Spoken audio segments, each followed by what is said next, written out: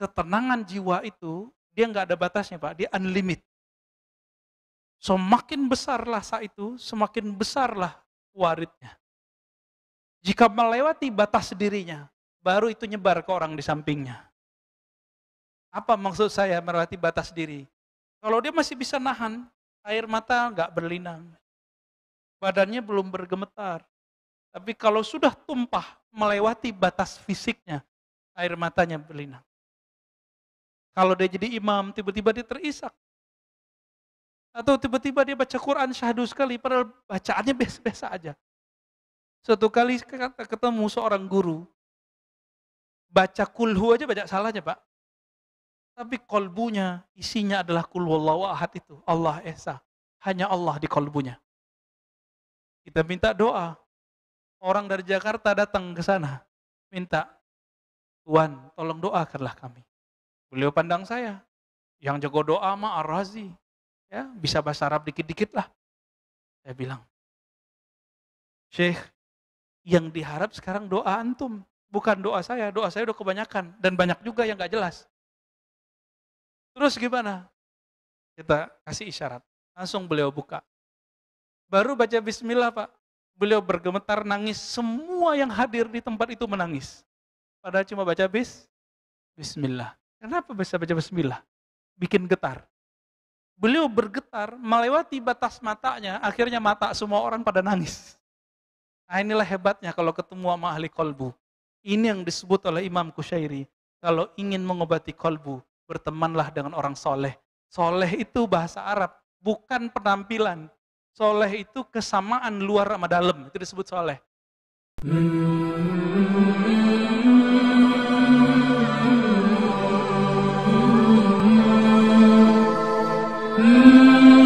Sebelumnya kita membahas tentang ahwal qulub, keadaan qalbu. Ada yang bernama khatir. Khatir itu sesuatu yang melintas di qalbu. Ada yang lebih canggih dari itu, kita bahas malam ini. Namanya warid. Apa namanya? Warid. Warid dari bahasa Arab, dari kata warada. Pernah mendengar istilah dalam ilmu hadis asbabul wurud. Asbab wurud. Kalau Quran asbab nuzul. Karena Quran dari Baitul Izzah, dari langit turun. Maka disebut asbab nuzul, sebab turun. Nabi SAW fisiknya ada di bumi. Maka apa yang muncul dari kalam Nabi, apa kondisi sebelum Nabi berbicara, berbuat, disebut dengan asbabul wurud. Tapi itu istilah ahli hadis. Setiap ilmu ada istilah yang berbeda. Dalam ilmu qalbu ada yang disebut warid, tapi sesuatu yang datang ke dalam qalbu. Dan warid ini pasti baik. Beda dengan khatir. Kalau ada bisikan dalam pikiran kita, itu belum tentu benar. Tapi kalau warid ini pasti benar. Saya mau tanya, Bapak, Saudara makan Allah, dulu pernah zikir nangis? Pernah enggak? Yang enggak pernah nangis, ya salam. Ya. Kerasnya hati kita ya. Itu gunung kalau hujan, keluar Pak, mata air muncul. Bahkan di musim kering pun masih bisa memancarkan air. Kita setiap hari ketemu masjid, ketemu pengajian, buka YouTube, ketemu pengajian, tapi kok hati tambah keras? Apa yang masalah di situ? Maka kalau ada bisikan dalam diri, belum tentu benar. Ini rumusnya. Bisa jadi dari syaitan, disebut was-was. Contoh, kita ketemu orang, terus dalam hati, alirannya beda nih, pasti sesat nih. Nah itu was-was itu Pak. Ya. Atau ketemu orang yang agak soleh-soleh dikit, kita bilang, wah kayaknya wali nih. Belum tentu juga tuh. Ya, bisa jadi was-was dua-duanya. Ada yang disebut ilham. Ilham ini dari malaikat. Kita kan taunya ilham dari Allah. Enggak, Imam Qushairi, imam ahli hadis dan ahli qalbu di zamannya, mengatakan, tidak semua ilham itu dari Allah. Tapi kalau orang ahli qalbu menyebut ilham, maknanya dari malaikat. Kalau dari Allah, namanya wahyu. Apalagi istilahnya? Kalau dari Allah bisa juga disebut muhaddas. Muhaddas itu untuk wali, wahyu untuk nabi. Jadi bapak-bapak ini, itu kalau baca kisah Imam Syafi'i itu dapat muhaddas. Beda dengan muhaddis. Muhaddis itu baca teks. Lalu muncul makna dalam pikirannya. Kalau muhaddas, nggak perlu baca teks, muncul makna dalam dirinya. Di dalam Al-Quran disebut ilmu laduni. Nabi mengatakan, jika ada di umatku yang begitu, Umarlah salah satu orangnya.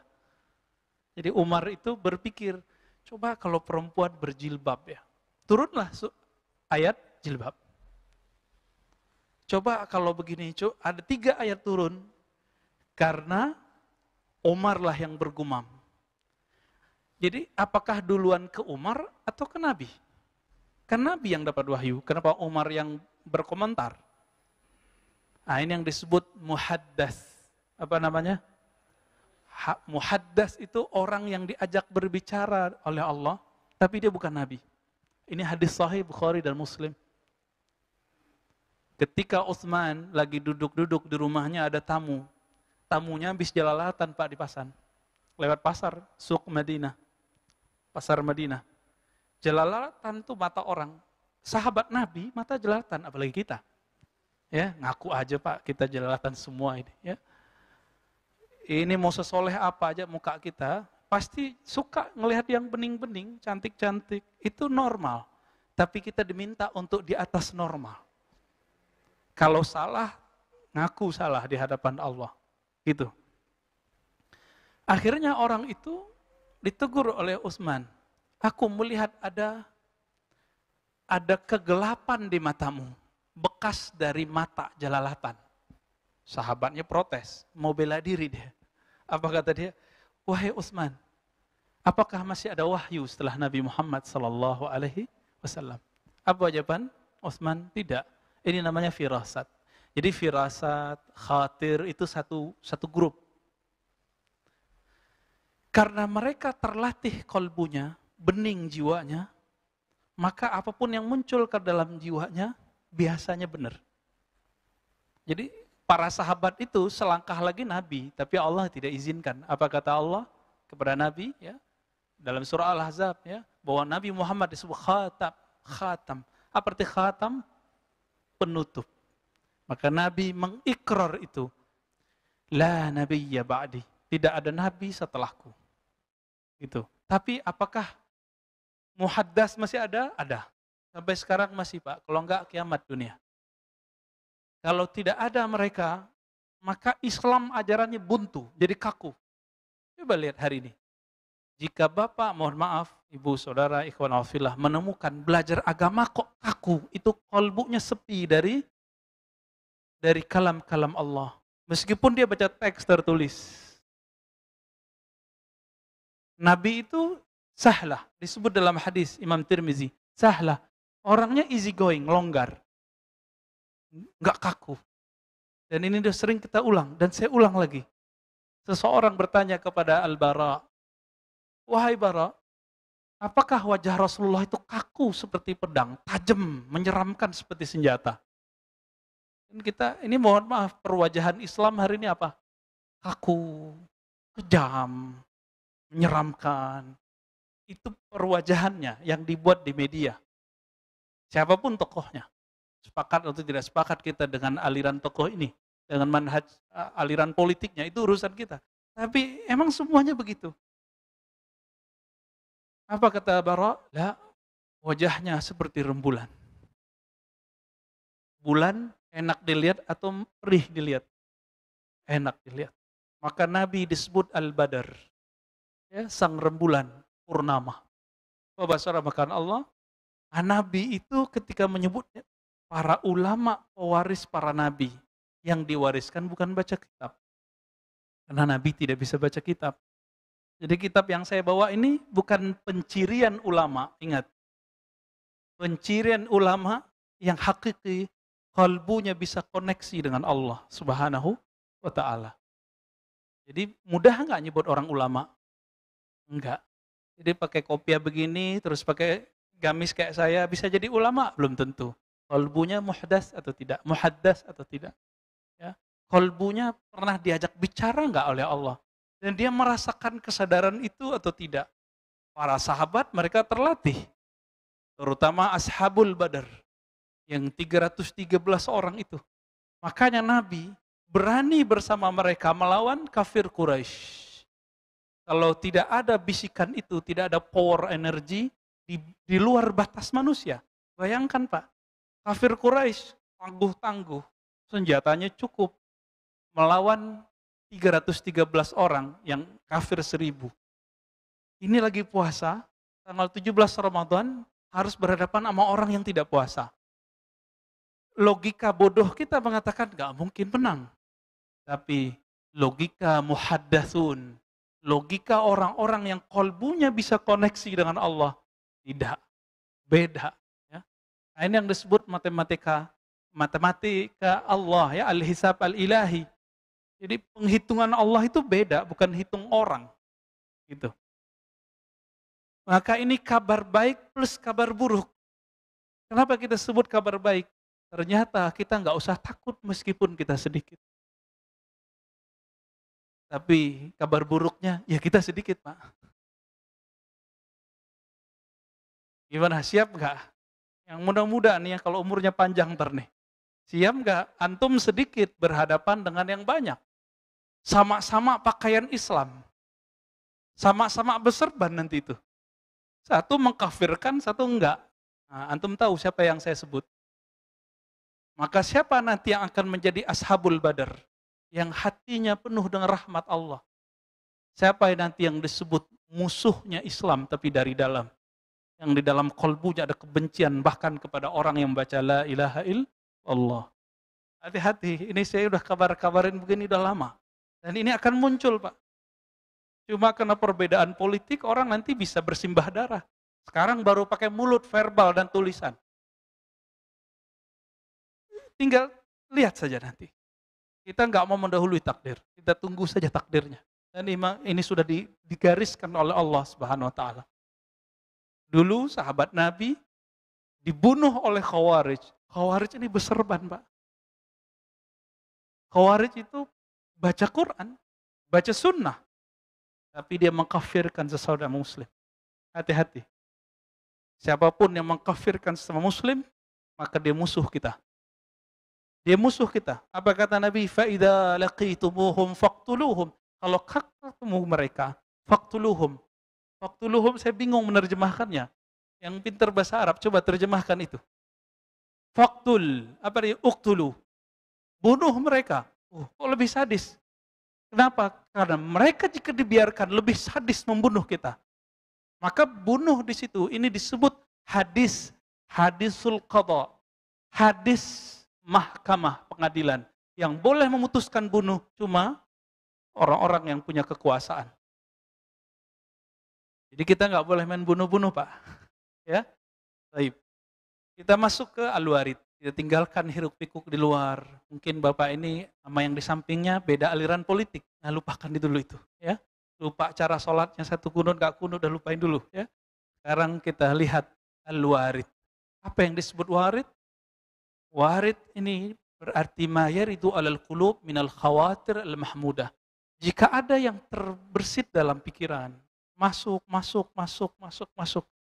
Lalu ada yang positif di dalamnya. Inilah yang disebut dengan warid. Tetapi warid ini lebih umum. Kadang-kadang tidak ada kalam di situ. Kita baca istighfar, tiba-tiba air mata meleleh. Bapak ibu ini pengen sholat khusyuk. Bertahun-tahun cari sholat khusyuk. Di saat lupa pengen sholat khusyuk, tiba-tiba tersentuh oleh takbirnya imam atau takbirnya seseorang. Atau tersentuh dengan kalimat yang dibaca sendiri. Tadinya lupa, pengen sholat khusyuk. Setelah mencari, datanglah warid itu tanpa dikehendaki. Suatu kali ada seorang yang rindu kepada Rasulullah. Ya orangnya masih hidup. Rindu Rasulullah dan dia dapat hadis. Siapa yang mengucapkan salam kepadaku, Allah kembalikan ruhku, aku menjawab salamnya. Ini yang disebut al-hayatu ba'dal maut. Nabi hidup setelah mati. Percaya Pak? Yang ngomong Nabi. Ya. Yang ngomong Nabi, percaya? Ini yang disebut oleh Imam Sidi Ahmad At-Tijani dalam kitabnya Al-Faidur Rabbani. Beliau dulu pernah belajar di Madinah, lalu pindah ke Maroko, orang Aljazair, ahli hadis. Apa kata beliau? Inilah dalil bahwa Nabi kita, Nabi Muhammad SAW, bisa hidup setelah meninggal.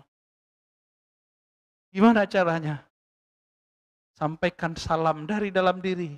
Dari dalam kalbu katakan, Assalamualaikum ya ayuhan Nabi wa rahmatullahi wa barakatuh. Atau assalatu wassalamu alaika ya Rasulullah. Salam rinduku tolong disampaikan ya Allah kepada Nabi Muhammad sallallahu alaihi wasallam. Dijawab gak? Pasti dijawab. Kalau enggak, Bapak bakar kitab hadis yang ada kita pelajari itu. Ya. Hadis itu sahih. Yang tidak meyakininya, mungkin dia tidak belajar hadisnya, atau dia tidak tahu hadisnya, atau baca cuma lewat. Kadang kita dengar ayat, contoh tadi, imam sebanyak itu baca ayat, ada yang masuk nggak Pak ke dalam diri? Banyak yang lewat. Mau sebagus apapun bacaannya, jika tidak dapat warid, ayatnya tidak tembus ke dalam kolbu. Cuma enak didengar. Berarti kita jarang dapat warid, ya. Tapi sering dapat khawatir. Makanya kalau lagi sholat, masih ngomong aja di dalam. Ya kan? Masih ada yang berbicara dalam diri kita lagi sholat. Dan itu mengganggu. Nah, si warid ini,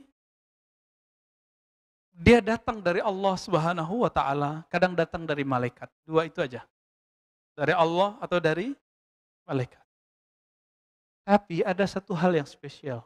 Dia datang dari dalam ruh. Itu yang permanen.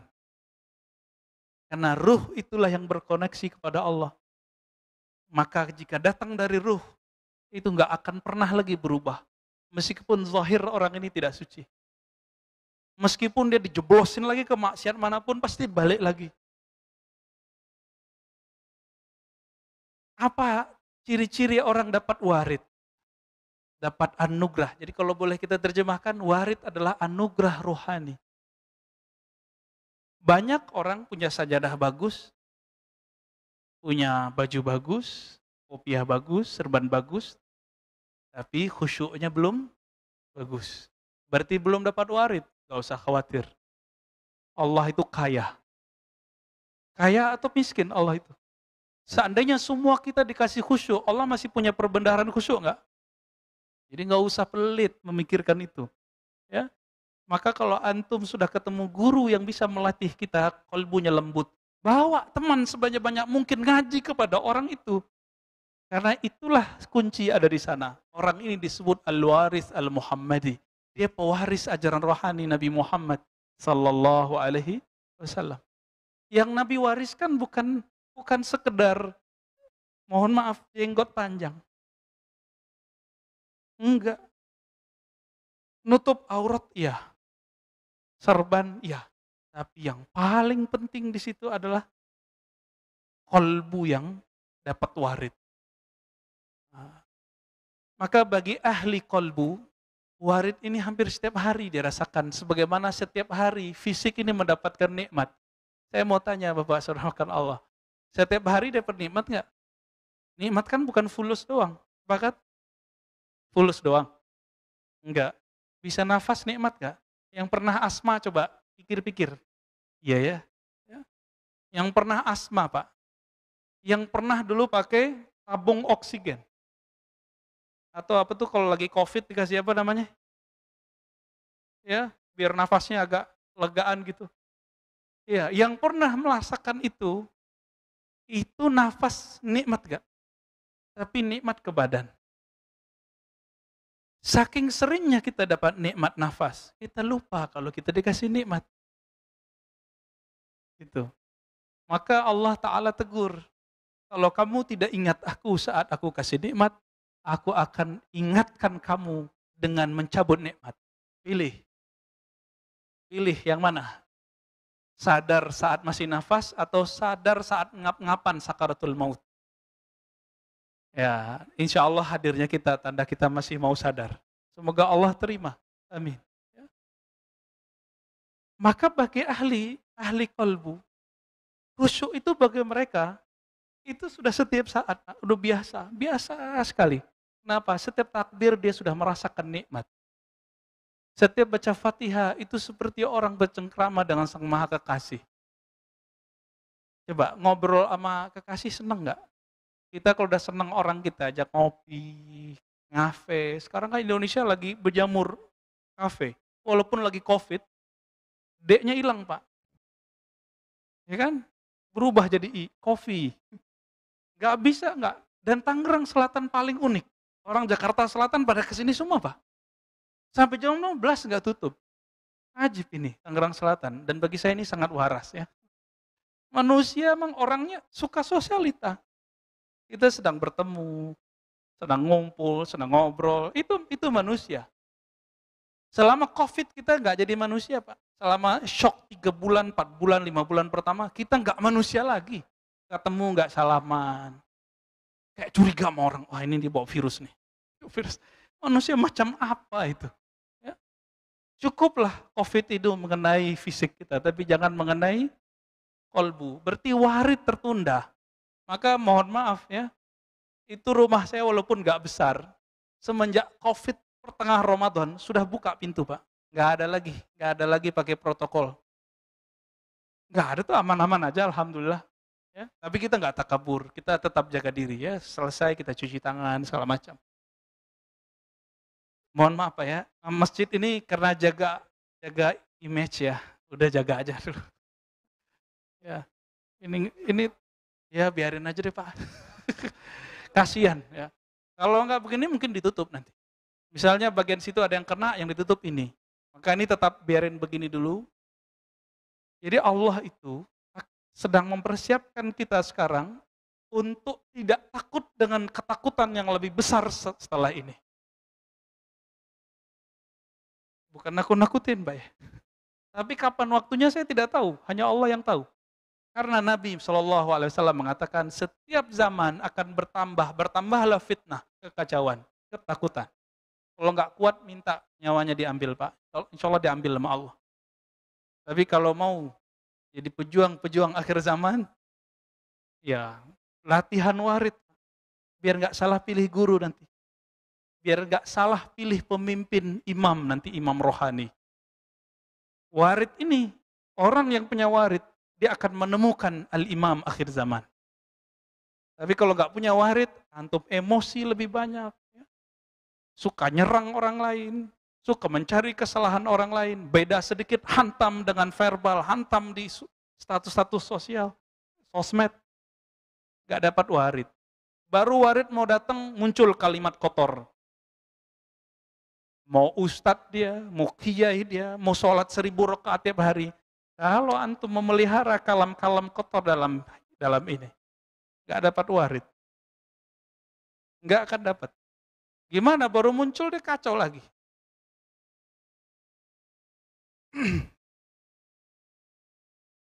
Mimma la yakunu bita'ammudil abdi. Ciri-ciri dari warid itu tidak bisa disengaja. Maka tidak ada orang namanya khusyuk itu dibuat-buat, gak bisa. Gak bisa. Lalu bagaimana menerjemahkan hadis meskipun dia dhaif, sudah naik jadi hasan li ghairihi? Apa kata Nabi? Bacalah Quran, wabku alaih. Bacalah Quran dan berusahalah kamu menangis. Bisa nggak Pak nangis? Nangis di situ nunggu warid. Nunggu warid ini.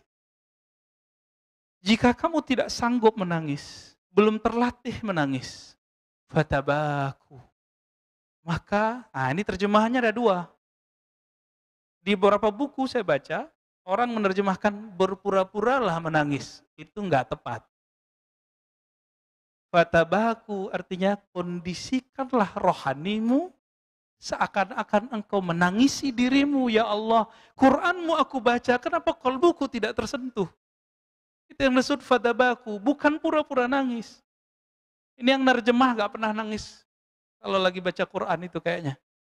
Jadi orang menafsir, menerjemah belum tentu benar. Nah, ini kata kunci. Kalau kita bawa ayat, ajarkan kepada orang, ayatnya benar. Isi yang kita ajarkan tidak ada jaminan kebenarannya. Meskipun antum bilang ini hadis sahih, ini kalam syekh fulan, imam fulan. Itu kan kalam orang, bukan kalam Allah. Al-Qur'annya benar. Kesalahan Khawarij dulu, Khawarij yang bunuh Sayyidina Ali, yang mau bunuh Muawiyah tapi tidak berhasil. Yang bunuh Utsman. Apa kesalahan mereka? Pemahamannya diletakkan sesuci ayat yang dia baca. Maka kalau ada orang beda dengan paham dia, dianggap beda dengan Allah dan Rasulnya. Ini ciri-ciri Khawarij. Jangan sampai di masjid ini ada seperti itu. Jangan sampai. Mau dia jamaah, mau dia imam, mau ustadz, muallim, guru, bahaya Pak. Itu tentara Dajjal di akhir zaman. Tentara Dajjal itu ciri-cirinya satu itu, menghalalkan darah sesama muslim. Jadi jangan dikira antum sering dicekokin, tentara Dajjal itu Yahudi, betul. Itu tentara yang di luar Islam, yang di dalam Islam. Siapa? Zombie-zombie yang berwajah-wajah muslim. Pakaiannya Islam, tapi batinnya kufur. Suka mengkafir-kafirkan orang.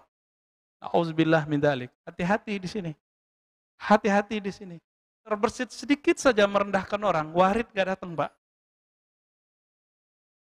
Gak mudah ya jadi waliullah. Maka si warid ini, rahasia rohani ini hanya datang kepada calon wali atau wali. Kalau khusyuk yang datang kepada kita lagi sholat, sudah dia konstan. Dia sudah jadi wali Allah. Minimal wali umum. Jadi jangan senang dulu. Saya bisa nangis nih, belum tentu walinya wali permanen. Paling-paling wali kondisional. Ya. Giliran susah aja bisa nangis. Coba atau ingat-ingat. Dulu waktu susah bisa nangis kan? Sholat. Mau dikasih susah tiap hari biar nangis. Gimana Pak Mirwan? Nggak mau ya? Jadi nggak bisa. Nah, kembali ke cerita tadi. Ini saya menjelaskan ini untuk menceritakan yang tadi. Orang yang rindu Rasulullah itu bertahun-tahun sholawat. Karena membaca satu hadis. Nabi kalau disalamin pasti balas. Balasnya bukan lewat surat, Pak. Allah kembalikan ruhnya. Kalau dikembalikan ruhnya hidup atau bukan? Hidup. Dan saya meyakini itu. Ini yang dimaksud Al-Habib Umar bin Hafiz. Kalau orang sholawatan, Nabi hadir itu maksudnya itu situ, Pak. Bukan khurafat yang beliau ajarkan.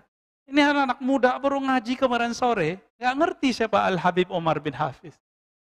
Saya nggak pernah ngaji dengan beliau, tapi saya pernah hadir satu konferensi multaqa ulama. Dan beliau mengisi. Dahsyat sekali.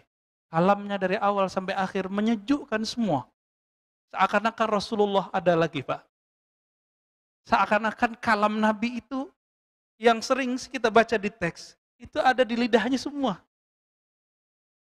Tapi saya nggak pernah dengar beliau membalas orang yang mengkafirkan beliau atau mengatakan ini Habib khurafat. Nabi udah mati kok tuh. Orang ajar orang ngomong, Pak. Jadi bagi saya kalau orang bilang Nabi mati, bagi saya udah suul adab. Walaupun betul Nabi sudah Allah angkat. Hanya Allah yang boleh bilang, ya, afa immata au qutila. Ya. Jika si Muhammad itu mati atau terbunuh, hanya Allah yang boleh ngomong gitu. Maka Umar mengatakan, siapa yang bilang Muhammad mati, saya sembelih. Karena bagi Umar sang kekasih, yang bilang kekasihnya mati, itu orang adabnya buruk, rohaninya gak hidup, gak punya adab. Jadi bilang mati aja udah marah Umar. Tapi sahabat Nabi dari dulu dua mazhab. Satu mazhab Umar, satu mazhab Abu Bakar. Nah, sampai sekarang kan begitu. Nabi dihujat di Perancis, maka umat Islam terpecah dua. Ada yang pengikut Umar, ada yang pengikut Abu Bakar. Kita nikmati aja itu ya. Yang penting jangan main penggal-penggal aja Pak.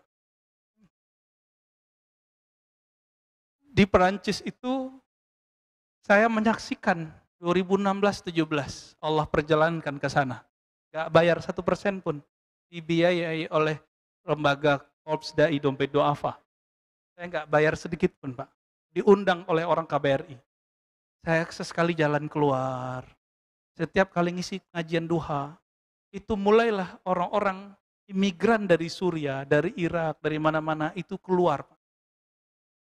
Kira mereka cuma beberapa. Satu kali saya pulang jam 2 malam. Di sono maghribnya jam 10. Jam 3 ada subuh lagi. Jam 3 ada subuh lagi, Pak. Saya pulang jam 2, diajak ngopi sama salah satu sahabat kita, Pak Muhammad Abduh dan Sayyid Andi Abdul Qadir. Ya, satu orang Betawi, satu orang Makassar. Ahli kolbu, ahli zikir. Ketika kita jalan, saya melihat ada satu tempat terbuka, itu orang Islam yang dari mana-mana, yang nggak punya kartu, itu pada di sana semua. Tidur di atas aspal. Tapi tidak ada ditangkap oleh negara Prancis. Terus yang punya surat lengkap itu dikasih duit oleh negara Prancis. Kalau kita kalkulasiin, lebih banyak yang dibantu daripada yang tidak dibantu. Akhirnya Eropa kewalahan. Jadi antum kalau tinggal di Eropa, punya surat lengkap, itu hak dapat duit dari negara persis seperti penduduk asli. Cuma nggak boleh nyoblos. Maka saya berpikir dulu, semoga Prancis menjadi pusat Islam nanti di akhir zaman. Itu kita mimpinya begitu. Ternyata kejadiannya kayak kemarin. Dan yang kemarin siapa yang paling rugi? Bukan Macron, bukan bangsa Prancis, tapi orang Islam yang lagi imigran, orang-orang Aljazair, Maroko, Tunis yang tinggal di sana. Dan kabar gembiranya apa, Pak? Di sana agama orang secara kultur, ini bukan agama ideologis, agama kultur, Katolik. Tapi gereja-gereja pada mati suri. Masjid-masjid nggak ada semegah ini. Masjid itu basement. Ada ruko. Maka itu inspirasi saya buat ruko tempat pusat zikir. Ruko kita jadiin pusat kajian. Dekat kampus UIN, kampus II. Ketika kita masuk ke bawah ruko, itu orang penuh, sholat dari mana-mana. Dan mereka sholat semalam itu bulan Ramadan 1 juz. Dan banyak. Orang Prancis menyebut orang-orang soleh itu praktikong. Praktisi yang mengamalkan ajarannya. Setelah dihitung secara kasar oleh teman saya yang lama di sana, lebih banyak muslim yang mengamalkan ajarannya daripada non-muslim. Maka kita berpikir ini nanti akan berubah ini. Akan berubah ini. Tapi dengan kejadian kemarin, saya khawatir dengan saudara kita di sana. Islamophobia. Saya punya paspor, hilang, Pak. Pergilah kita ke kantor polisi. Kantor polisi ruko, nggak sebagus kantor polisi di Indonesia. Tapi waktu masuk saya kaget. Tapi nggak berani foto, ada CCTV. Ada di situ kalimat. Kalau diterjemahkan lebih kurang hati-hati terhadap jihadis. Lalu saya ngobrol dengan orang-orang di sana. Maksudnya orang Prancis anti-Islam, anti-jihad atau gimana? Enggak. Mereka itu sudah punya pemetaan. Mana Islam yang moderat, mana Islam yang teroris. Tapi Syekhul Azhar tolak istilah itu. Islam mana ada teroris. Nah ini yang lagi diperkarakan oleh guru-guru kita di Al-Azhar. Ya, Syekh Ahmad Thayyib. Coba ganti diksinya, Islam tidak teroris. Kalau orang mengaku Islam teroris banyak. Tapi Islam tidak pernah teroris. Jadi mereka sudah tahu Pak petanya, tinggal diksinya ini yang salah. Gitu. Nah, kita doakan, siapa tahu Eropa nanti menjadi negeri hijau. Negeri kita, negeri umat Islam. Amin ya rabbal alamin. Baik, kembali ke warid. Ketika seorang yang merindukan Nabi ini, setiap hari Jumat, sholawat, sholawat, sholawat. Satu kali dia sudah tebar sejadahnya. Mau sholawatan, sholawat. Jadi jam 10 sebelum Jumatan, 1,5 jam dia bersolawat. Kira-kira dapat berapa nggak tahu, nggak dihitung. Hanya ingin menikmati bagaimana mengenang Nabi Shallallahu Alaihi Wasallam. Baru saja sajadah ditebar, ya tiba-tiba dia ngantuk. Belum sholat, belum sholawat. Ngantuk keras tiba-tiba datang. Alat hitung zikirnya jatuh, badannya pun tepar. Sajadah baru ditebar. Apa yang terjadi? Selama 1,5 jam itu, orang ini seakan-akan hadir di majlisnya Nabi, serba hijau seperti di Raudhah. Tapi ketika dilihat dirinya ada di depan semua orang yang ada. Di samping Rasulullah SAW. Tugasnya ngapain? Nabi duduk sejengkal lebih tinggi darinya. Nabi jelaskan satu kalimat, orang ini menjelaskan. Nabi jelaskan satu kalimat, orang ini menjelaskan. Disebut pensyarah hadis. Penjelas penafsir kalam Nabi Sallallahu Alaihi Wasallam. Sampai ada dialog lah antara mereka. Tiba-tiba waktu Jumat sudah dekat dan terbangunlah orang ini. Ketika bangun, dia cari Allah hitung zikirnya. Saya belum sholawat. Lalu kemudian dia sholat. Wudhu, sholat. Tiba-tiba dia ingat, mimpi apa aku barusan? Ternyata ini yang dimaksud oleh Imam Kusyairi. Pengen ketemu Nabi. Udah disengaja, nggak dapat. Giliran ketiduran, belum sholawat.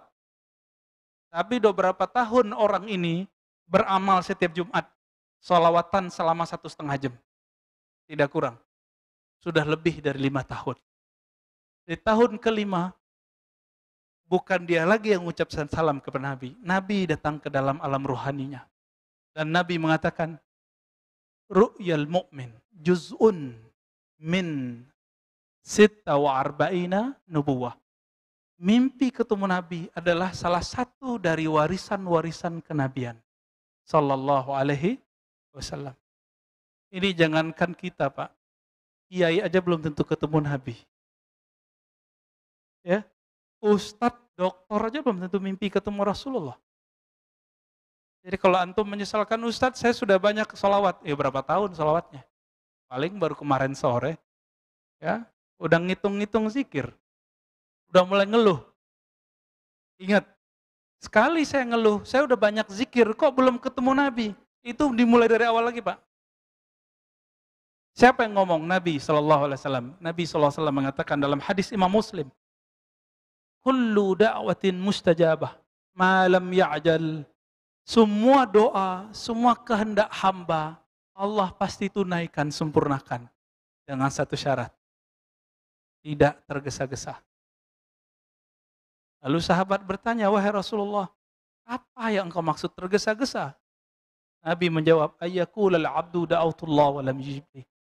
Seseorang mengatakan, aku sudah selawat, aku sudah zikir, aku sudah doa, kok belum dikasih juga yang aku mau. Maka kalau ada orang ngomong begitu, dia ngulang, Pak, dari awal. Kok begitu? Itulah hukum rohani. Setiap hal ada hukumnya. Setiap ilmu ada disiplinnya. Ya. Maka beliau mengatakan, kadang-kadang warid itu ada yang berupa waridu sururin. Kadang-kadang kalau orang zikir, salawat, tiba-tiba ada rasa bahagia di hati. Itu ciri-ciri kita sudah dapat warid paling ringan. Inilah yang dimaksud ayat ala bidzikrillahi tatma'innul qulub. Ketahuilah, jika engkau menyebut nama Allah, kalbumu tenang. Yang merasakan ketenangan sudah dapat warid. Gampang toh? Tapi waridnya baru sederhana. Ketenangan jiwa itu, dia nggak ada batasnya, Pak. Dia unlimited. Semakin besarlah rasa itu, semakin besarlah waridnya. Jika melewati batas dirinya, baru itu nyebar ke orang di sampingnya. Apa maksud saya melewati batas diri? Kalau dia masih bisa nahan, air mata nggak berlinang. Badannya belum bergemetar. Tapi kalau sudah tumpah melewati batas fisiknya, air matanya berlinang. Kalau dia jadi imam, tiba-tiba dia terisak. Atau tiba-tiba dia baca Quran syahdu sekali, padahal bacaannya biasa-biasa aja. Suatu kali ketemu seorang guru, baca kulhu aja baca salahnya, Pak. Tapi kolbunya, isinya adalah kul wallahu ahad itu. Allah Esa. Hanya Allah di kolbunya. Kita minta doa. Orang dari Jakarta datang ke sana. Minta, Tuhan tolong doakanlah kami. Beliau pandang saya. Yang jago doa mah Ar-Razi. Ya, bisa bahasa Arab dikit-dikit lah. Saya bilang, Syekh, yang diharap sekarang doa antum. Bukan doa saya udah kebanyakan. Dan banyak juga yang gak jelas. Terus gimana? Kita kasih isyarat. Langsung beliau buka. Baru baca bismillah Pak. Beliau bergemetar nangis. Semua yang hadir di tempat itu menangis. Padahal cuma baca bismillah. Kenapa bisa baca bismillah? Bikin getar. Beliau bergetar melewati batas matanya. Akhirnya mata semua orang pada nangis. Nah, inilah hebatnya kalau ketemu sama ahli kolbu. Ini yang disebut oleh Imam Kusyairi. Kalau ingin mengobati kolbu, bertemanlah dengan orang soleh. Soleh itu bahasa Arab, bukan penampilan. Soleh itu kesamaan luar sama dalam, itu disebut soleh. Salihun arti bahasa Arab artinya nasibun. Sesuai yang di dalam ini dengan apa yang di luar ini. Bapak coba rasakan. Setiap malam di sini ada pengajian. Kok beda-beda ya? Karena ada ustadz yang berbicara dengan warid. Ada ustadz yang berbicara dengan wirid. Ada yang dengan ya, ada dengan teks aja. Ada yang dengan tarif. Ya, salah satu sahabat kita mengeluhkan, mengundang seorang ustadz minta DP 5 juta. Ya, kecil sih Pak, bagi orang berduit. Tapi bagi jamaah wong cilik di kampung, 5 juta itu besar Pak. Gak usah jauh-jauh, sekitar Tangerang, Selatan Depok, bahkan tengah Jakarta, masih ada nggak panitia maulid? Dan itu kita malu Pak, sebagai orang Islam. Nangguk duit di tengah jalan. Antum malu nggak? Nggak dikasih kasihan. Bingung mereka. Nggak seperti di masjid ini. Masih banyak nggak duitnya? Ya, kayaknya udah mulai merosot juga ini. Ya, jangan-jangan nangguk juga ntar Pak deh. Apa yang terjadi di situ? Maka antum yang kalau ada di antara yang hadir ini, diam-diam nyamar jadi jamaah, padahal ustadz. Berkah bagi antum mau mendengar. Kalau diundang, mau kemana aja, yang penting dia pertama ngundang, kita masih bisa datang. Datang. Semoga Allah berkahi. Ya. Ini mohon maaf, Allah menyebutkan, ya, ittabi'u man la yas'alukum ajra. Ikutilah orang yang tidak bertarif. Karena mereka yang disebut muhtadun, orang-orang yang dapat hidayah, warid. Kata Imam Suhrawardi, hidayah itu bukan gelar. Dia jatuhnya bukan ke otak. Hidayah itu jatuhnya ke kolbu. Maka muhtadun di situ artinya warid. Mereka lah yang dapat warid.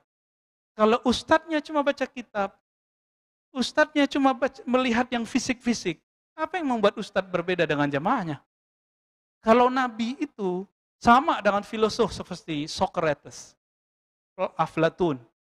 Socrates bunuh diri Pak, minum. Pusing memikirkan kota kecil bernama Athena. Katanya cerdas. Kenapa? Karena dia dan murid-muridnya sama, mentok, hanya mengandalkan ini. Kecerdasan Rasulullah itu kecerdasan warid. Nah, ini yang harus antum latih. Kalau mau jadi waliullah pasti punya warid. Kalau enggak ada waridnya. Dan waridnya permanen. Kecuali wali-wali yang umum. Kekasih-kekasih Allah yang umum. Semoga kita termasuk kekasihnya. Amin. Apalagi bentuk warid. Waridu huznin. Kadang-kadang ada rasa sedih, terenyuh.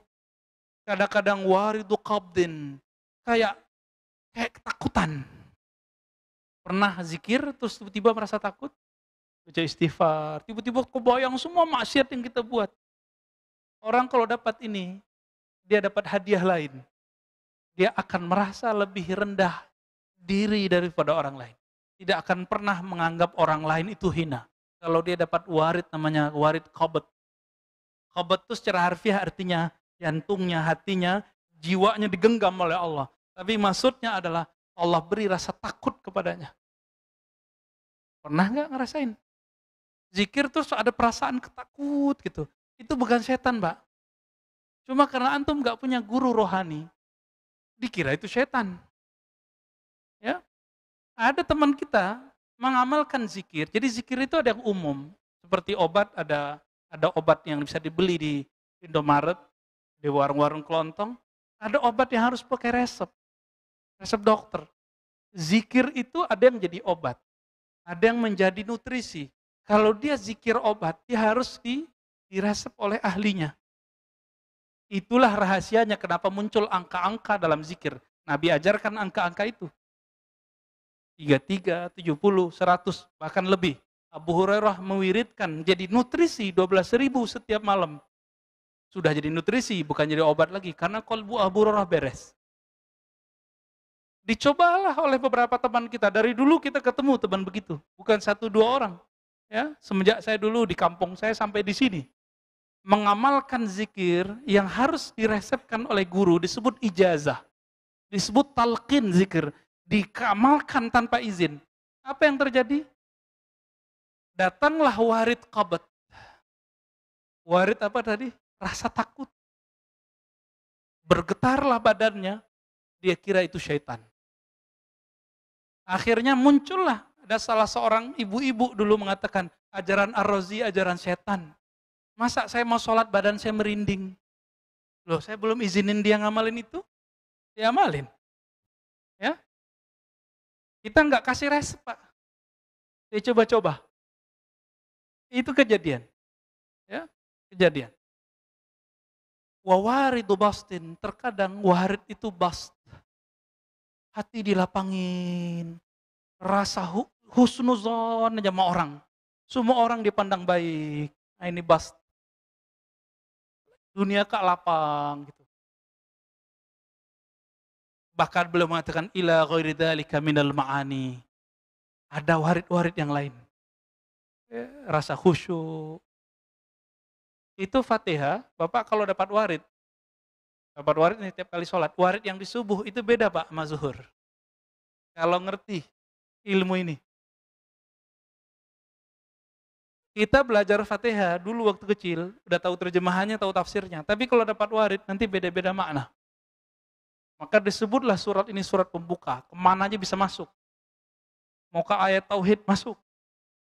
Mau ke ayat doa masuk. Ayat akhlak masuk semua. Itu Al-Fatihah.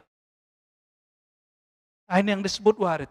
Nah, Bapak Saudara bukan Allah, jika ingin memelihara nur di kolbu itu, maka sebagaimana kita untuk sholat fisik punya guru. Baca Quran yang fisik berguru, bener gak? Kalau enggak pernah bisa enggak tanpa guru lalu bisa baca Quran? Itu fisik Pak, ada kertasnya, ada hurufnya. Diri kita ini separuh adalah alam gaib.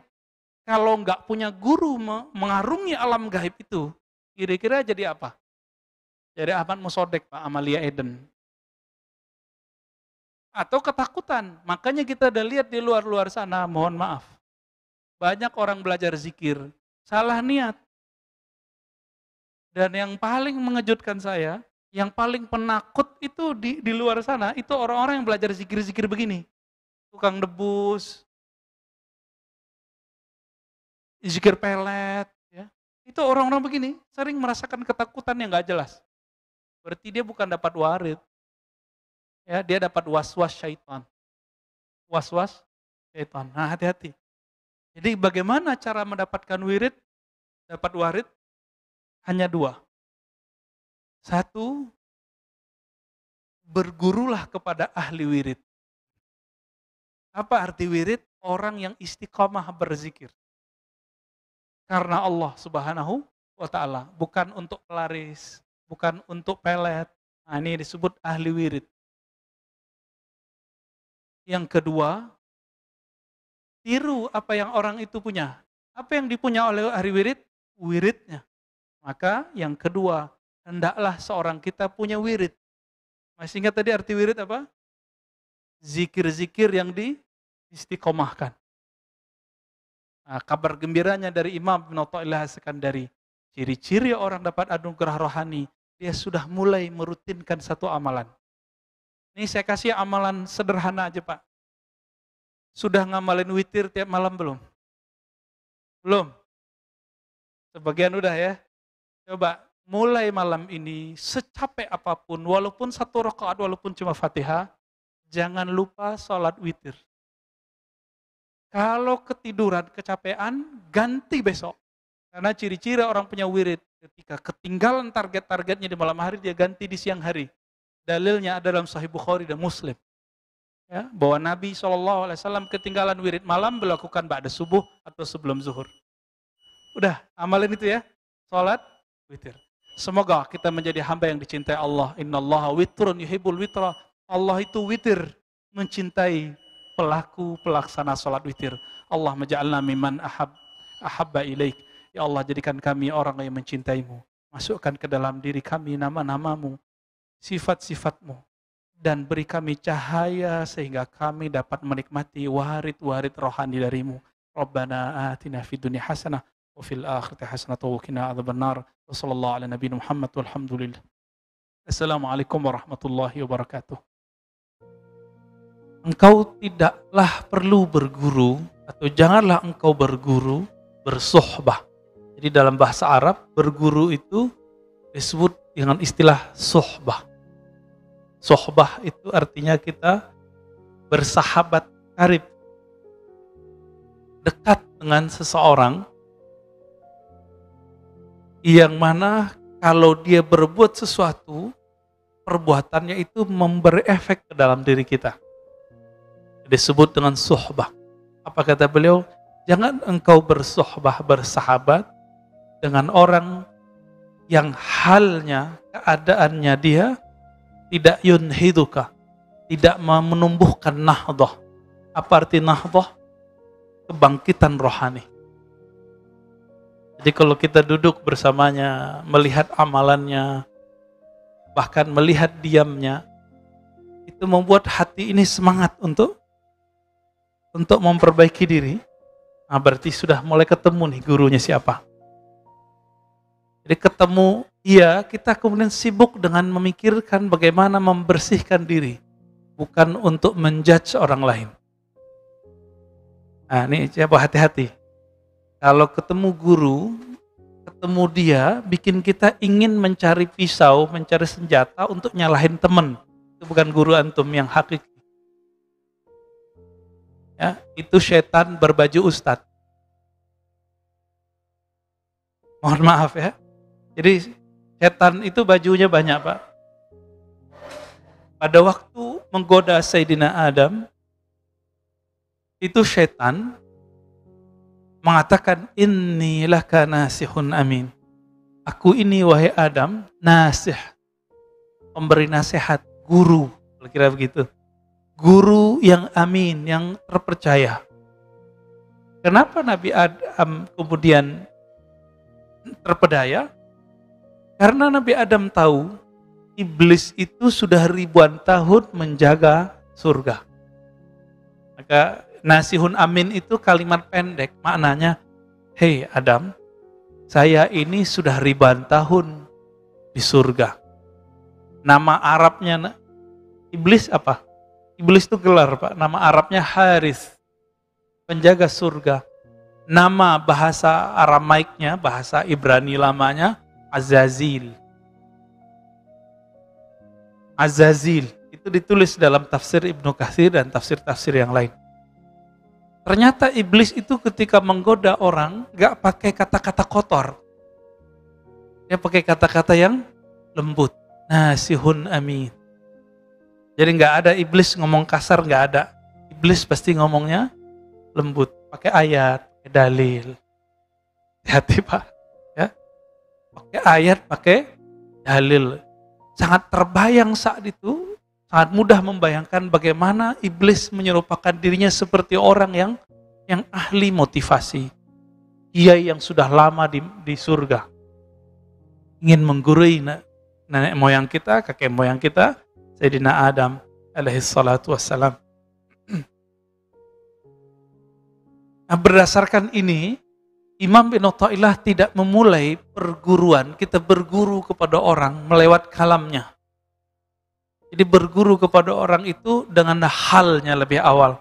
Apa halnya dia? Hal itu, Bapak Ibu yang makan Allah, artinya sesuatu yang berubah darinya. Jadi orang ini kalau dia berubah, bagaimana perubahannya? Apakah kalau dia berubah kondisinya, halnya dari duduk ke berdirinya, dari diam ke berbicaranya, membuat kita terkoneksi kepada Allah, semangat untuk beribadah, atau tidak?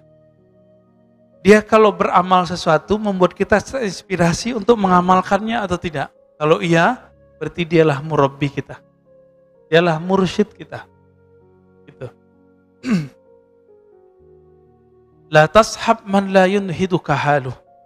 Kamu tidak perlu berguru kepada orang yang halnya dia tidak membuat kamu bangkit. Wala yadulluka 'ala Allahi maqaluh. Kalau dia berkalam, kalamnya tidak menunjukkan engkau ma'rifatullah, mengenal kepada Allah. Nah, ada orang kalau kita berteman sama dia bikin kita semangat. Separuh dari syarat kemursyidhan ada pada dia. Tinggal yang satu lagi.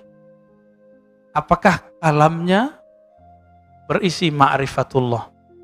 Maka kesempurnaan seorang mursyid, seorang murabbi itu buah bibir di sini.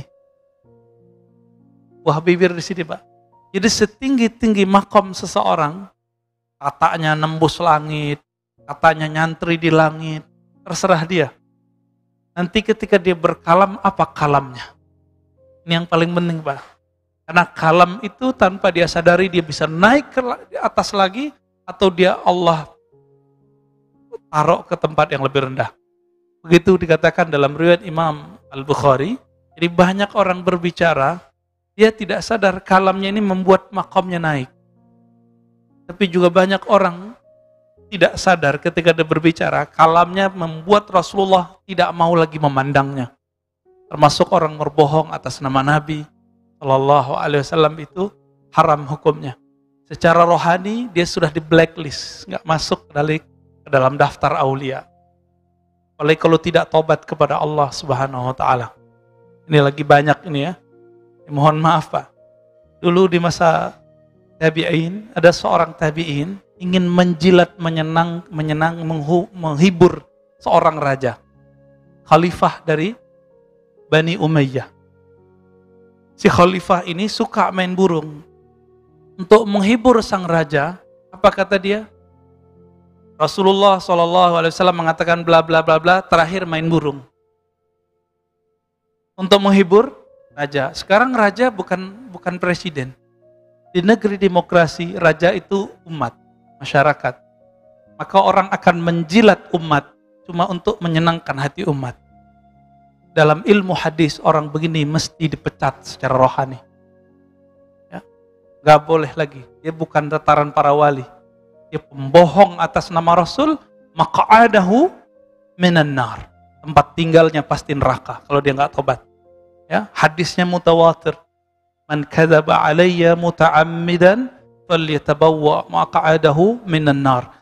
Siapa yang berbohong atas namaku sengaja, falyatabawwa maq'adahu minan nar. Siap-siap tempat tinggalnya di neraka. Mau dia siapa? Mau dia terkenal, mau dia nggak terkenal, mau kiai, mau hafiz, sama. Tolong berhati-hati dalam berguru. Ya, jangan hal yang sekecil ini nanti merusak perjuangan kita. Hati-hati berguru. Ya, udah tahu begitu masih berguru. Ya salam, ya. Jahilun murakkab. Jahil terstruktur, Pak. Murakkab artinya apa? Nggak sadar kalau dia itu jahil. Akhirnya khalifah ini ngusir orang ini. Kenapa? Dia kira khalifah nggak ngerti hadis. Khalifah di Bani Umayyah sebelum jadi khalifah nyantri dulu. Dengar ahli hadis dulu dia. Baik. Wala yadulluka 'ala Allahi maqaluh. Mursyid itu 50%-nya ada di kalamnya. Apa buah bibirnya? Maka mursyid yang mengarahkan kita kepada Allah, pasti buah bibirnya Allah Rasul, Allah Muhammad, Allah Muhammad, Ahmad Muhammad, Udah gitu aja Pak, buah bibirnya. Jarang dia berbicara selain itu kecuali lagi bercanda.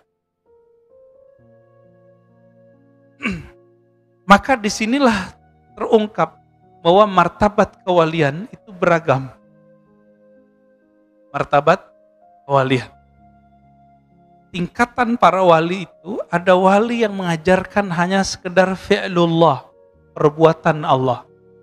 Disebut ma'rifatul af'al. Si wali ini mengajarkan, oh ini loh alam semesta, ini ciptaan Allah, ini biasa. Ini rata-rata nih mursyid di sini. Guru-guru ngaji, ustadz-ustadz di sini nih. Kalau ada orang sakit, oh sabar ya, ini ujian dari Allah, itu mah biasa Pak. Ya. Tapi ada level 2, ma'rifatul asma. Guru yang sudah mengenal nama-nama Allah. Karena pintu menuju surganya Allah, pintu menuju taman-tamannya Allah adalah nama-namanya. Kita di dunia ini cari nama Pak. Kenapa orang kuliah sampai doktor? Sarjana S1, S2, udah doktor mau cari profesor, itu mau cari tambahan nama. Biar di depan namanya atau di belakang namanya ada tambahan. DR, DRS, DRA dulu ya. Teman-teman Pak Mirwan tuh masih ada doktorandes kan? Masih ya? Kirain udah enggak Pak. Dulu orang BA aja udah sangat bangga. Dulu orang SAG, sarjana alam gaib, itu udah bangganya bukan main Pak. Tapi sekarang orang magister aja lewat, ya, pengen nambah lagi dokter. Begitulah manusia gak puas-puas. Ya. Orang cari nama. Ada orang udah gak nyari nama gelar akademis. Sekarang dia nyari gelar rohani. Maka dalam dunia tarekat, ujian seorang murid adalah ingin mencari gelar kemursidan. Nah ini ujian para salik. Ingin dapat ijazah dari gurunya supaya disebut sebagai mursyid. Nanti di depan namanya ada gelar syekh. Oh, itu berat itu.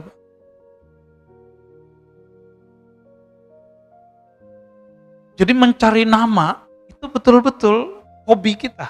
Kita cari nama. Mulai dari gelar, nggak cukup di situ, di masyarakat orang mau cari gelar. Pak RT, Pak RW, itu gelar juga. Kiai. Nah, kiai ini kan terbagi 2. Ada kiai yang diberikan oleh guru, ada kiai yang diberikan oleh jamaah. Mana yang lebih tinggi Pak? Jamaah apa guru? Yang ngerti ilmu itu jamaah apa guru? Jadi, kalau antum ini jadi ustadz, ditinggalin jamaah gak usah sedih. Tapi kalau ditinggalin sama guru, kita bisa sedih Pak. Paham di situ? Kita ini beda sama jamaah gak apa-apa. Tapi jangan beda sama guru kita. Inilah perbedaan orang bersanad dengan tidak bersanad. Dia tidak takut dengan jamaahnya. Dia takut kalau ketemu gurunya, dia salah fatwa. Hari ini kita saksikan orang takut sama jamaahnya. Orang takut sama umatnya. Akhirnya ngibulin umat. Berfatwa yang menyenangkan umat. Bukan berfatwa yang kemudian membuat guru-gurunya ridho. Kalau guru kita ridho, Rasulullah pun ridho. Kalau Rasulullah ridho, pasti Allah pun ridho. Ini yang saya sebut tadi. Jika dulu orang menjilat kepada raja-raja, karena dulu monarki, di zaman Bani Umayyah. Sekarang raja itu rakyat, umat. Maka orang sekarang kan menjilat kepada umat. Mencari popularitas. Takut ratingnya jatuh. Takut gak dipanggil ustadz lagi. Takut gak ngajar lagi. Maka dia berbohong atas nama Rasul, berbohong atas nama Allah subhanahu wa ta'ala. Na'udzubillah min dzalik.